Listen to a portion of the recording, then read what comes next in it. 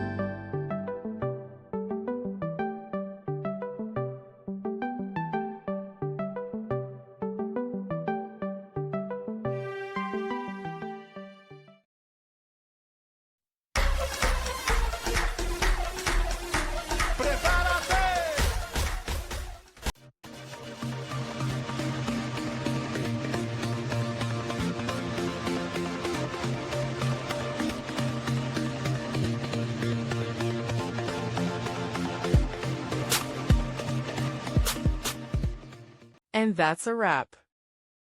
I hope you found the answer you were looking for. If you did, take a second to hit that subscribe button. It really helps out. And let me know in the comments which solution worked best for you.